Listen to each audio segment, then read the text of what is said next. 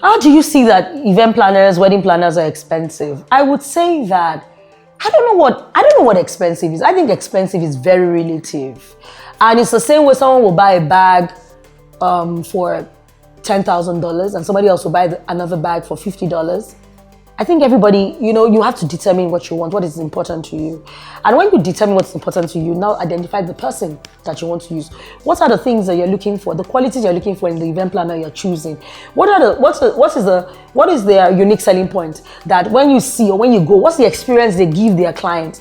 I think that when you remove that and you remove cost from there and you can get that experience or the value they're bringing to the table, you'll be able to now value. The problem is you cannot value the service. It's a service. And when you are dealing with a service, you cannot actually, it's not easy to value, unlike a product. A product, this is this amount. But when it comes to a service, people are there calculating, what are they doing? It's not just to call, it's not just to, that's what they think. But there's time invested. There's experience invested. There's their level of advice and consultation. There's expertise, and there is, and when you can, and because you cannot value that, people can't see it.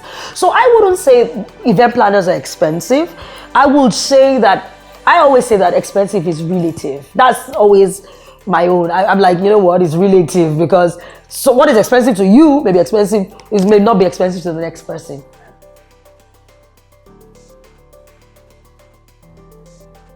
Directing or maybe guiding couples is something that you have to learn, and experience also helps. So you have to understand their personality, their lifestyle, what kind of wedding do they want to have. Some people don't know what kind of wedding they want to have. Some people know what kind of wedding they don't want to have. So we can even start from there and ask somebody that, okay, what kind of wedding don't you want to have? Tell us what you hate.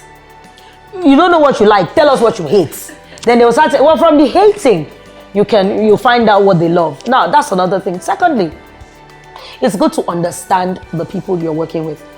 What kind of lifestyle do they live? What do they love reading? What do they like going? Who are their friends? What kind of family do they come from?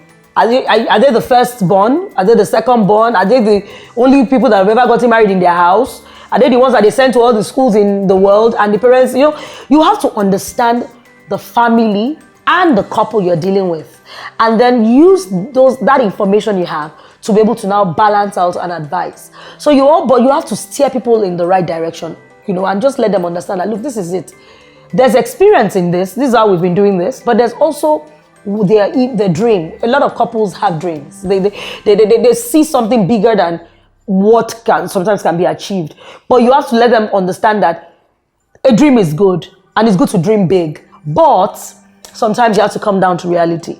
Being faced with the situation.